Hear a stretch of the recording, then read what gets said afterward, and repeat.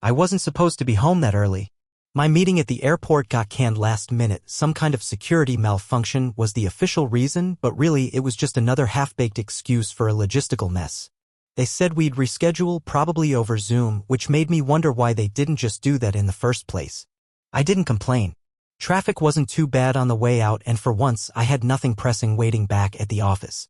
Instead of heading straight home, I took a small detour, trying to be thoughtful for once. I stopped at Kara's favorite Mediterranean spot, the little place tucked behind the gas station where the falafel's always fresh and the hummus tastes like it was made 5 minutes ago. I even remember to ask for the roasted red pepper dip she always pretends to hate but always finishes before I do. I was proud of myself for remembering something that small. That's the thing about being married, eventually the small gestures mean more than the big ones. The sun was low by the time I turned onto our street, casting that weird gold haze over everything. I remember thinking how still everything looked. No kids playing. No neighbors mowing their lawns. Just quiet. Still. And then I saw it. Kara's car. Parked out front instead of in the driveway like usual. Not running. Not empty. I eased off the gas. At first I thought maybe she'd picked someone up, her sister maybe, or a friend, but the man in the driver's seat didn't look familiar. Too tall to be her brother-in-law. Dark hair. Clean-shaven. He looked comfortable. Kara was in the passenger seat. Her head tilted toward him, laughing. Not the forced laugh she used with coworkers she didn't like, this was the real one, the one that crinkled the corners of her eyes. Then she reached out. Her hand landed on his knee. Light, casual, like it belonged there. Like it had landed there before. And stayed. My stomach dropped. She pulled it away fast, like she just remembered she was visible, but I'd already seen it. That fraction of a second was long enough. Long enough for my brain to replay it over and over like a film loop that wouldn't stop. They didn't notice me. I'd slowed to a crawl, far enough down the road not to be obvious, but close enough to see every detail. Her smile. His smirk. Her body angled toward him like gravity didn't apply anymore. I didn't pull into the driveway. I kept going. Circled the block. My hands were tight around the wheel, white-knuckled. I didn't even realize I was holding my breath until I turned the corner again and forced myself to inhale. My heart wasn't just pounding, it was hammering, like it was trying to break out of my chest and run away. I pulled over a few houses down and waited. 5 minutes passed. 10. Then Kara's car door opened. She stepped out, straightening her skirt and brushing her hair behind her ears. She said something through the window, something that made the guy smile, and then she turned and walked up to our front door like it was just any other Tuesday. I waited 2 more minutes, then drove the last stretch and parked in the driveway. By the time I opened the door, she was already inside. The scent of mint tea hit me first, strong, like she just poured the hot water. I heard the kettle still whistling, though the flame under it had already been turned off. Her robe was tied tightly at the waist, and her hair was damp like she'd just stepped out of the shower. She looked at me like nothing was off.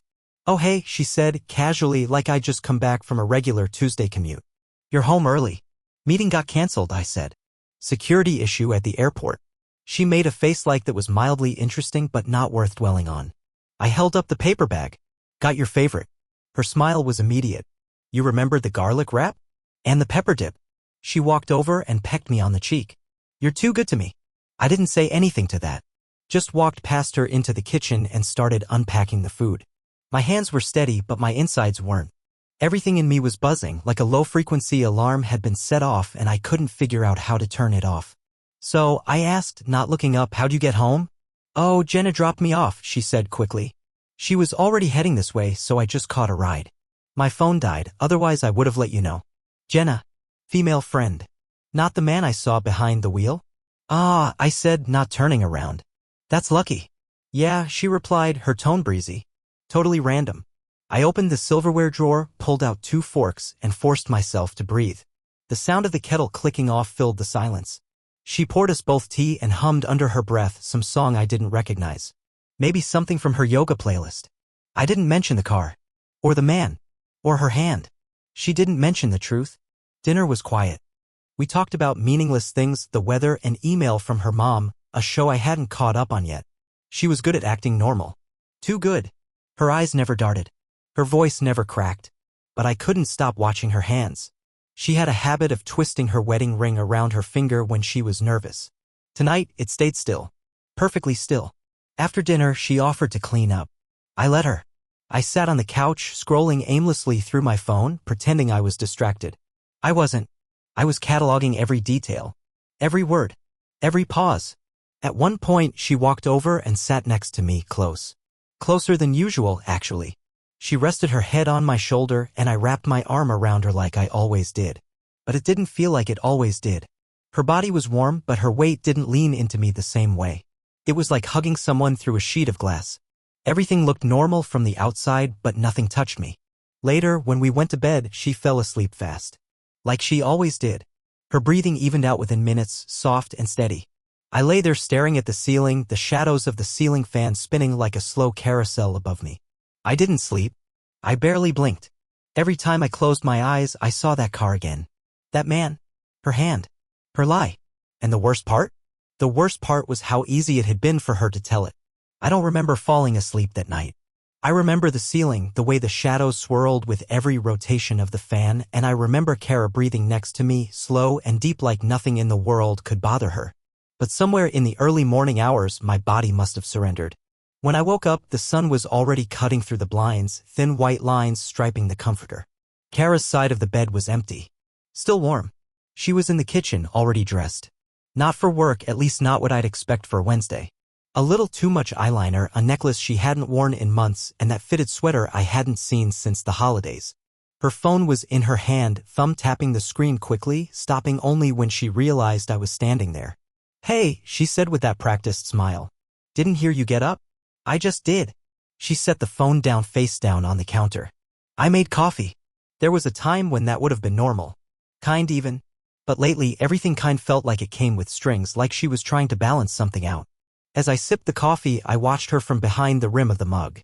The way she moved, deliberate, too smooth. She poured almond milk into a small glass, stirred it twice, then walked it over to the fridge and set it inside like she was acting in a commercial. Like someone was watching her and she didn't want to get it wrong. "You heading into the office today?" I asked. She nodded. "Yeah, morning meeting, then lunch with Morgan. She just got back from her honeymoon, remember?" "Morgan," I repeated, mostly to hear how it sounded. "The one who lives in Colorado now?" Her eyes flicked to me for half a second. "She's in town visiting her mom." It was kind of last minute. I nodded. Didn't push it. Her phone buzzed on the counter, screen lighting up just long enough for me to see the notification banner, only the top edge of it. A first name, a smiley emoji, and the rest blurred by her quick hand grabbing it. "You okay?" she asked, her voice suddenly light, almost too casual. "Yeah," I said. "Just tired." She smiled and kissed the top of my head before heading toward the hallway. I watched her go. Then I listened. I heard the bedroom door open, the closet open, the sound of fabric shifting. A minute later, she emerged again, grabbing her bag and slipping her phone into the inside zipper pocket. She almost always left it on the kitchen counter or in the charger by the front door. But not lately. Not anymore. "Have a good day," she said as she opened the front door. "You too." I waited until I heard the click of the lock behind her. Then I just stood there, holding the coffee until it went cold in my hands. That's how it started. Small things. Quiet, forgettable on their own. But once I started noticing them, I couldn't unnotice. And once you see a pattern forming, it doesn't matter how small the pieces are. Your brain starts to draw lines between them even if you try to stop it. She started bringing her phone into the bathroom. Not just during showers, but brushing her teeth, putting on makeup. If I reached for it to hand it to her, even, she'd suddenly get tense like I was grabbing a live grenade. The lock screen changed.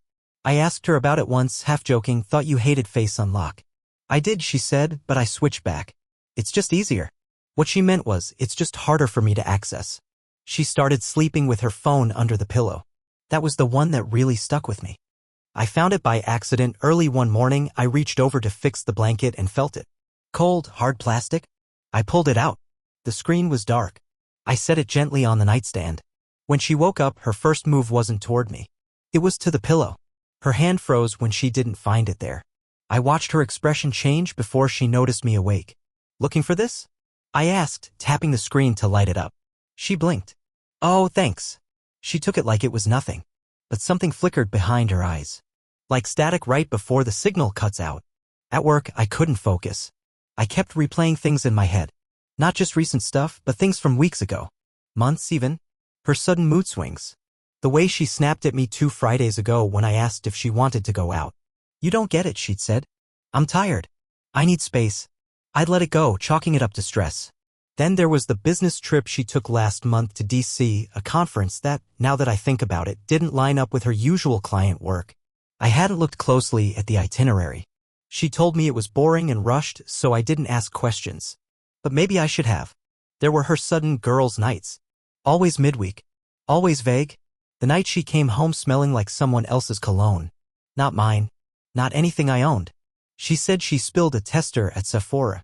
I believed her. Because I wanted to. The more I thought about it, the more dots connected in ways I couldn't ignore.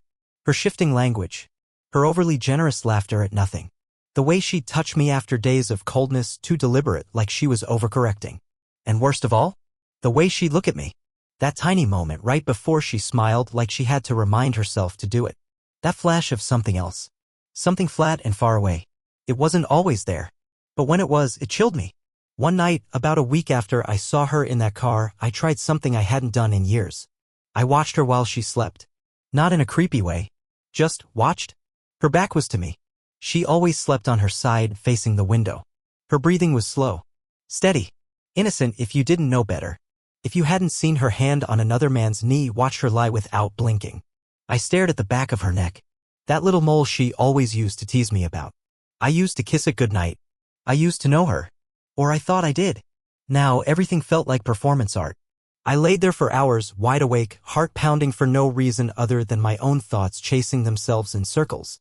The next morning I decided to check her computer. It felt wrong. I'm not the kind of guy who invades privacy. But something had shifted inside me. I wasn't searching for control. I was searching for confirmation. For sanity. But her browser history was clean. Too clean. Cleared. Default bookmarks. No open tabs. Even the trash bin was empty. I knew Kara. She wasn't a tech-savvy person. She didn't scrub her computer like a hacker. She barely updated her phone unless I reminded her. This wasn't just suspicious. It was surgical. I stood there in the office, hands shaking, the glow of the monitor reflecting off the glass-framed wedding photo on her desk. She looked happy in that photo.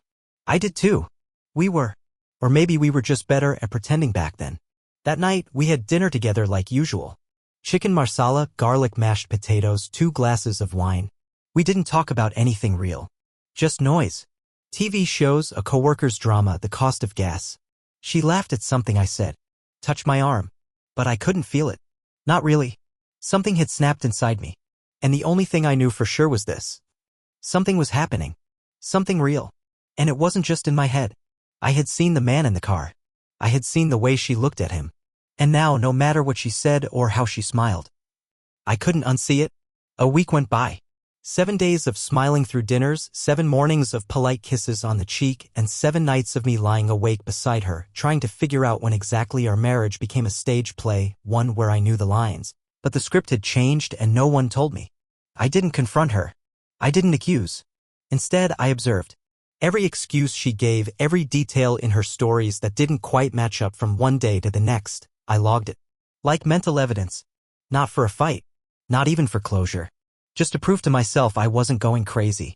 On Thursday, she told me she had a client meeting downtown. Could be a long night, she said, slipping on that same beige blazer she wore when she wanted to look polished but not an asterisk mid-dating. With who? I asked, casually buttering toast. She paused for a millisecond. New account.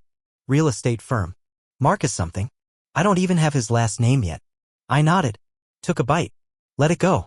That night, I was invited to a charity event by an old friend, James, a guy I used to work with before he left corporate life for the art world. He ran events now, exhibitions mostly. We kept in touch on and off, and his invitation had come out of nowhere. Come by if you're free, he said in his message. It's nothing fancy. Drinks, some art, some bored rich people pretending to care. I wasn't planning on going, but something told me to. Kara's meeting was supposed to be across town. Her text, sent at 6:37 p.m., read, heading into the building now. Long pitch ahead. Wish me luck, woozy face. I stared at it for a full minute. Then I changed shirts, grabbed my coat, and drove across town, not to her imaginary building, but to the gallery. The event was being held in a converted warehouse that smelled faintly of varnish and pretension. High ceilings, soft lighting, waiters in black button-downs serving wine like they were auditioning for a role. Abstract pieces on white walls. A handful of people stood around each one, nodding solemnly, pretending to understand what geometric melancholy looked like in acrylic. I walked in and shook James's hand. He was halfway through telling me about some up-and-coming sculptor when I saw her. Kara, standing near a large painting of muted blue swirls. Not dressed like someone in a business meeting. No blazer. Instead, she wore a dress I hadn't seen in months, forest green, fitted, delicate lace at the shoulders. The one she used to save for special anniversaries. Her hair was curled at the ends, soft waves she only ever bothered with when she wanted to look effortlessly beautiful. And beside her, the man from the car. He was laughing at something she said. His hand rested lightly on her back, fingers grazing the fabric of her dress like he'd done it 100 times. She leaned into him, close, in asterisk mate, like their bodies had their own conversation going on separate from the words. Then she looked up at him. And kissed him. Not fast. Not secret. Not like someone worried they might get caught. It was slow. Familiar. His hand slipped around her waist. Her eyes closed. My mouth went dry. I didn't move. Didn't blink. I just watched. Everything around me went quiet.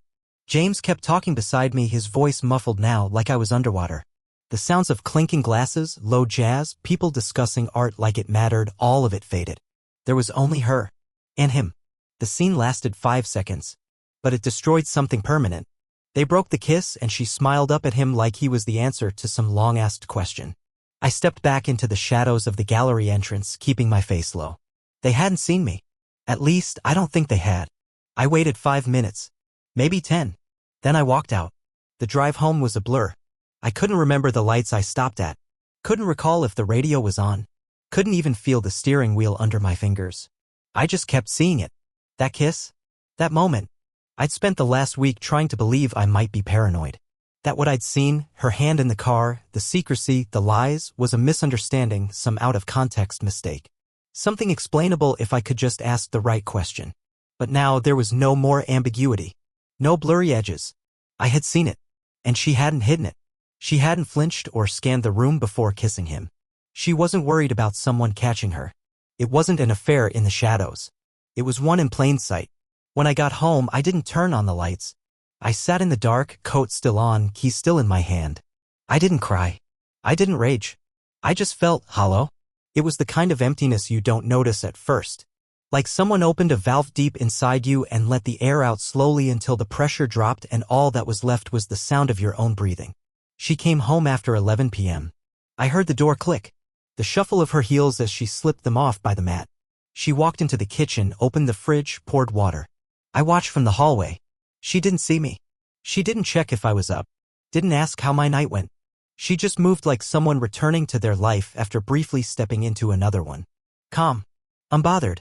She brushed her teeth, dimmed the bedroom lamp, and crawled under the covers. I stayed on the couch. When I finally walked into the bedroom, her eyes were already closed. But her breathing shifted. Not like someone sleeping. Like someone pretending to. And I didn't ask where she'd been. She didn't offer. We didn't speak. That night, for the first time since we met, I didn't say goodnight. The next morning, she made breakfast. Eggs, toast, avocado slices fanned out like something from a food blog. Did you sleep okay? She asked, not looking up from the plate. I nodded. Yeah. You were out late. Yeah. Ran into James. Old friend. Oh, that's nice, she said, like it was small talk. Where at? Art gallery downtown. She froze just enough to notice. A half-second pause. But her smile didn't break. Small world, she said. I watched her pick up her fork. She was careful not to look me in the eye. After she left for work, I walked into the bathroom and stared at myself in the mirror. I didn't look betrayed. I didn't look broken. I just looked older. Thinner somehow. Like the truth had weight and I'd been carrying it longer than I realized. That night, I lay in bed beside her again. Her body was warm. Her back against mine. But I didn't reach for her. Because now I knew something she didn't know I knew. She was kissing someone else. Loving someone else. And still lying next to me like nothing had changed. But everything had. Because you can forgive a mistake. But you can't unknow the truth. 3 days after the gallery, Kara invited me to a corporate party. Not a question. Not a suggestion. An invitation dressed like an obligation. My firm's doing this end of quarter thing, she said, placing her phone screen down on the table as usual. I need a partner to show up with. She meant me. I wanted to ask her why. Why ask me to pose beside her in public when she was already starring in another romance in private? Why keep up the illusion when the curtain had clearly fallen? But I said yes. Not because I wanted to. Because I needed to. Because something in me had shifted. It wasn't about pretending anymore, it was about watching her perform, fully knowing the script. It was about seeing if she'd flinch with me there. If the cracks would show under the right spotlight. It was about proving to myself that I hadn't imagined any of it. And maybe, deep down, I needed to witness the unraveling for myself. The night of the party, she was stunning. She wore a navy blue dress with a slit up the side and gold earrings that shimmered every time she turned her head. Her lipstick was darker than usual, bold. Confident. The kind of color you wear when you're trying to look untouchable. She didn't compliment me when I stepped out of the bedroom freshly shaved and suited. Didn't say I looked good. Just glanced, nodded, and went back to checking herself in the mirror. On the drive over, she scrolled through her phone in silence. Occasionally smirking at a text, never once turning the screen toward me. You nervous? I asked. No, she said, almost too fast. Why would I be? No reason. The car ride settled into that sterile silence that sits between people who used to talk without thinking and now think too much to talk at all. The venue was a boutique hotel with string lights and curated hors d'oeuvres. Music played softly from hidden speakers. The kind of event where everyone pretends they like each other for networking's sake. Kara was in her element. She glided through the crowd, laughing brightly, touching arms lightly, remembering names. She introduced me to everyone as Owen, just Owen, like I was a colleague, not her husband. No warmth in her tone. No closeness in her touch. And yet she always kept one hand on my arm. Just enough to make us look like something. I wondered if he was there. The man from the car. The man from the gallery. I kept scanning faces, waiting for one to match the image burned into my brain. I didn't see him. But I saw how she looked around the room every few minutes. Not nervously, just with purpose. Like she was checking something. Or waiting for someone. Around an hour in, she tugged on my sleeve and pulled me to the side. Hey, she said, flashing that photo-ready smile. They're doing a toast in a few. I nodded. What's it for? Quarter wrap-up. Promotions. Company growth. Blah blah. She laughed. I wanted to ask her what exactly she'd be celebrating. Lies? Secrets? Mastering the art of looking me in the eye while building a second life? But I just smiled. She turned and walked toward the small platform where a mic had been set up. I followed a few steps behind, heart ticking louder than the bass in the speakers. The crowd gathered. Glasses lifted. One of the senior partners started the speech jokes about long hours, client victories, Kara's legendary spreadsheets. Everyone laughed at the right beats. Kara smiled with her head tilted just so, like she was posing for an invisible camera. Then she stepped forward. Took the mic. Thank you, she said, voice clear and smooth. It's been a year of growth for our team and for many of us personally. People nodded. Murmured approval. She glanced at me. Just once. Then back at the crowd. I want to share something a little personal tonight, she continued. Owen and I, another glance, have decided to take some space from each other. A mutual decision. Still friends. Still supportive. But after a lot of reflection, it's time. The room went quiet. My mouth dried instantly. Not from surprise, but from the sheer audacity. That was the first I'd heard of any mutual decision. Of any space. I stood there, holding a champagne glass like a prop, watching her speak my life into a neat little press release, polished, professional, unrehearsed, and flawless. My chest burned, but I didn't move. No one looked at me. They just nodded and clapped, the way people do when they want to appear supportive but don't want to get involved. A few *T me the kind of sympathetic smiles usually reserved for funerals. When she stepped off the platform, she walked right past me. Didn't grab my hand. Didn't say a word. We didn't drive home together. She left in someone else's car. Not his. A coworker, I think. I didn't ask. I stood outside the venue, cold wind brushing my face, phone buzzing in my pocket from people I didn't want to talk to. James had texted. You okay? Just saw the toast. Brutal. I didn't respond. I drove home alone. At the house, I sat in the dark kitchen, the faint hum of the fridge the only sound. I kept thinking about that word, mutual. How neatly it had been used to erase everything I felt. How she'd said it like we'd sat down together, weighed our options, and shook hands across the table. There had been no talk. No fight. No chance. Just that moment. A single announcement in front of strangers, dressed as Grace, sealed in applause. She came home hours later. I heard her heels on the tile, the pause before she shut the front door. She walked in like she expected the house to feel different. It didn't. She stopped in the doorway of the kitchen. You're still up, she said. I didn't answer. She set her clutch on the counter. I meant what I said tonight. That we've mutually decided to take space? She nodded. Funny, I said. Because I don't remember having that conversation. Her jaw tightened. I didn't want to blindside you. But it's how I feel. And I thought it was time people knew. I looked at her, really looked.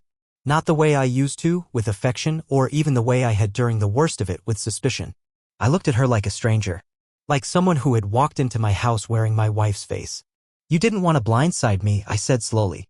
So you told a room full of people before you told me. I didn't mean it like that, she said quickly. No. You meant it like theater. We stood there for a long moment, the quiet stretching wide between us.